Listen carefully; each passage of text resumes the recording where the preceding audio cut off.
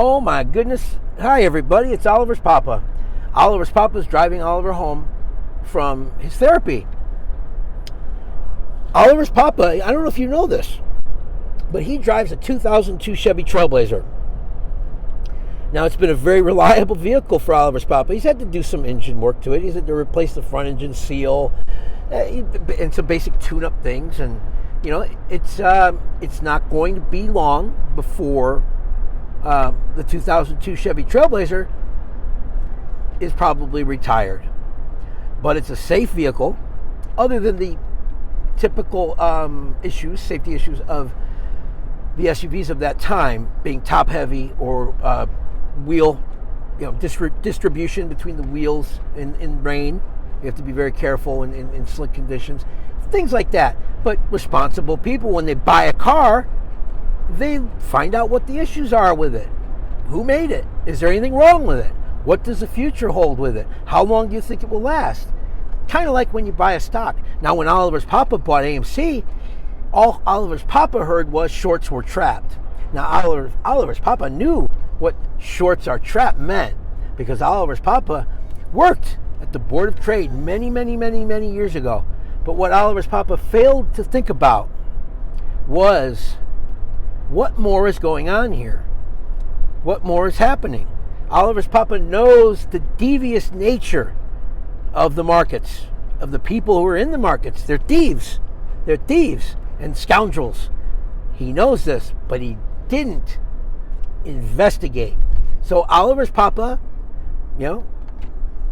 didn't make the best decision. But America is a land of second chances and third chances, fourth chances even. No matter who you are, if you play your cards right and you keep the right attitude, you can take another shot at the prize. And that's what Oliver's Papa did when he invested what was left into GameStop, GME, ticker symbol GME. Now Oliver's Papa knows a few of the names of the board members. He knows what they did before they went to GameStop. He knows what Ryan Cohen did when he stepped into the role of chairman of the board. What he did, the scoundrels he got rid of, cleaned them out, flushed them out of his company. Ryan Cohen doesn't want anything to do with those kinds of people. Ryan Cohen doesn't need those kinds of people. Ryan Cohen isn't a lush. He's not a skirt-chasing weasel, drunkard. Ryan Cohen, as far as I know, owns an iron, or at least takes his clothes to the dry cleaner, so he doesn't look disheveled and like he doesn't look like a wino, Okay, now there's a yellow light. Oliver's Papa doesn't try to beat yellow lights when Oliver's in the car. That would not be very safe. Safety is important. Back to Cohen and my comparisons. I lost my train of thought when that light turned yellow, guys. Sorry. What we're getting at, the meat of this conversation, is that we're seeing a lot of people question Aron's integrity. He has no integrity. He's not a good guy. He's a liar. He's this, he's that. And I have to say that I disagree with them. I actually agree with the grifters that support Aron, that hold his dick without knowing anything else about him, just because they like to hold his dick. Now, you're thinking to yourself, Oliver's Papa, he must have gone crazy. What does he mean? What does he mean when he says this? What I mean is, Aron, when he was talking to that young lady at the theater the other day about integrity and achieving her goals, he was absolutely truthful to her. At first, I was like, what is this stomach-turning bullshit? Well, it turns out that Aron has always told us who he was. He's always told us what he was going to do, how he was going to do it. We just didn't listen. Integrity means doing the right thing when nobody's looking. That's kind of what it boils down to, but it's a little bit more than that. It can be more complicated than that. When Aron says he's never lied, that he is not deceived, that may be a little bit shaky. But Aron told us what he was going to do. Aaron told us in so many words what the shell game of AMC was. The prospectus, the paperwork that was done when AMC went onto the market showed us what AMC was. Now, AMC to us at the time was that guy has a Green Bay Packer hat on and he lives in Missouri. How lost can you be? Anyway, AMC may have been a great theater company. We may have loved going to it. We may have loved the movies. I love the movies. I always have. The movies have a special place in my heart. I went a lot as a young kid when my parents were separated, and before I went to my father permanently, we spent a lot of time going to the movies on the weekend. It was affordable. He could pass out after working his ass off all week. He could buy me some McDonald's. We'd go to the movies. He'd knock out, and I'd watch the movie. Sometimes stay and watch it a second time if my dad was sleeping really heavy. So the movies have a place in Oliver's Papa's heart. It doesn't mean that the movies weren't any good. It doesn't mean that the AMC theaters we went to weren't any good. It means that when they went public, they knew they were going to fuck somebody somewhere, somehow in the future. Because that's what they do. Aaron told us what he was going to do with dilution. He may have lied when he said that we controlled the company, but it's not a lie. It's more of a lie of omission, which is arguable as to how deadly those can be and when they're acceptable and when they're not. But Aaron has integrity. He's always pretty much done what he said he was going to do. We just weren't reading what it said in the official paperwork, the official documents.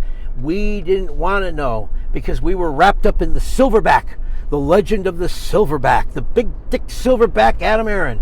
Well, guess who got that big silverback dick? I'll recover your ears. We did. But like I said, I'm going to recover because I own GameStop. I cannot tell you how good I feel. I don't have to check the stock tickers. If I wanted to be a stock market guy, I would have done that decades ago. I walked away from that kind of shit. I don't want that. To hang around with the likes of CSI, the dude with the porno mustache, Mike, is it Mike? Scavenger? Hey guys! That guy, Cora's, all these clowns, these scoundrels.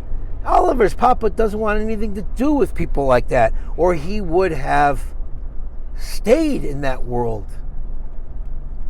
We need to start having respect for ourselves enough to say, hey, I'm going to buy that 2002 Chevy Trailblazer. I'm going to buy that stock. I'm going to hang out with this guy, Let me find out who he is. Did he kill 10 people last year? Does he like to do things that maybe Oliver's Papa doesn't agree with? Right? Is it safe to have Oliver's Papa around him with Oliver? These are questions that grown people must ask themselves. And we didn't. We failed to do it. And Big Dick Aaron, he stuffed us. Big Dick Aaron. But again, the good news is, in the land of second chances, there's GameStop. And on another note, since we're talking about people showing us who they are, remember when Trey Collins interviewed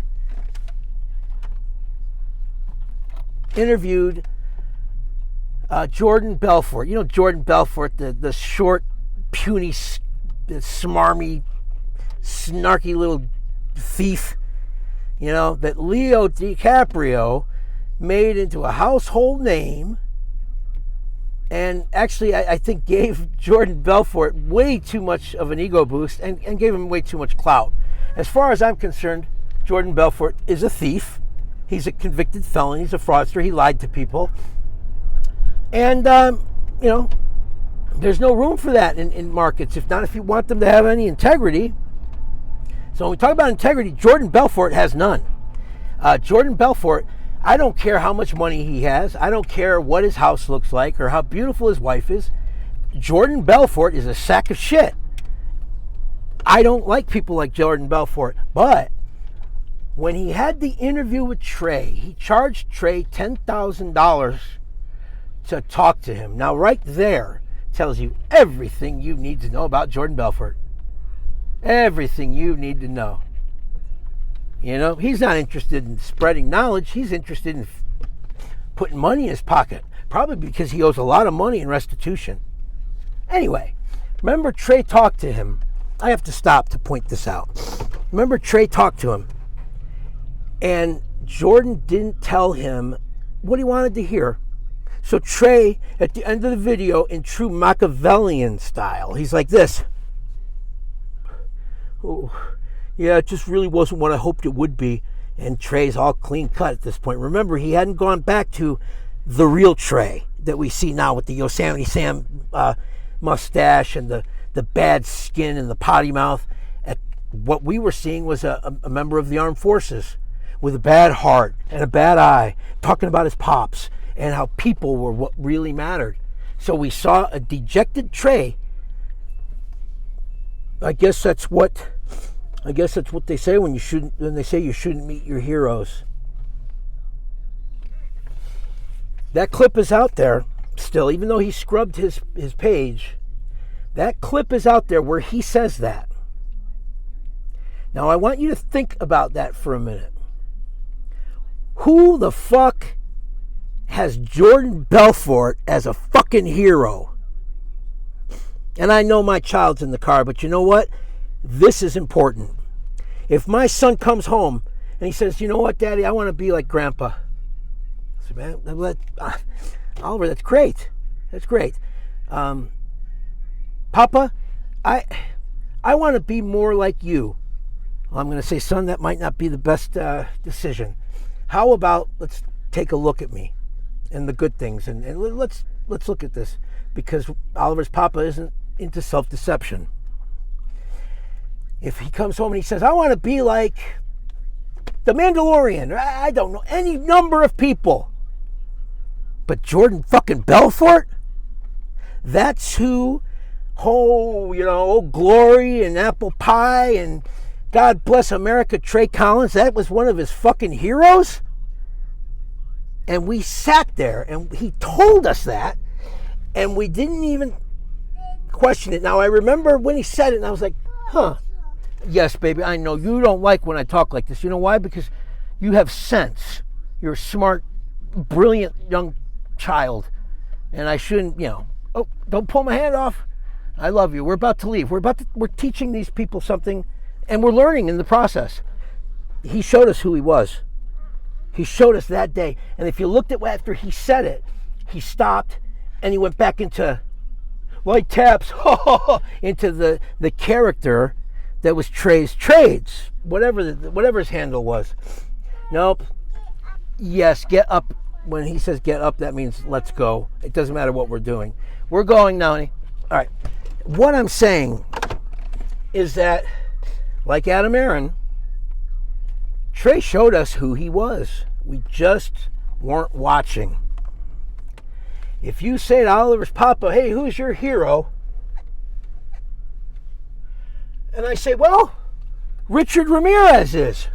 You're going to say, oh, Oliver's papa is a fucking psychopath. Oliver's papa is nuts. Oliver's papa might not be the kind of guy we need to listen to. Wouldn't you say that? That's right, because you're smart. You're smart. You've been sitting through this video long enough that, well, you got to be smart because you're listening to Oliver's papa. Despite his missing teeth, despite his 2002 Chevy Trailblazer, and despite his potty mouth, Oliver's papa is telling you the truth. Adam Aaron, Trey Collins, all of these scoundrels have shown us who they are, and it's up to us to make the right decision. Thank you for watching Oliver's Papa. Oliver's Papa wishes you the very best of nights. God bless.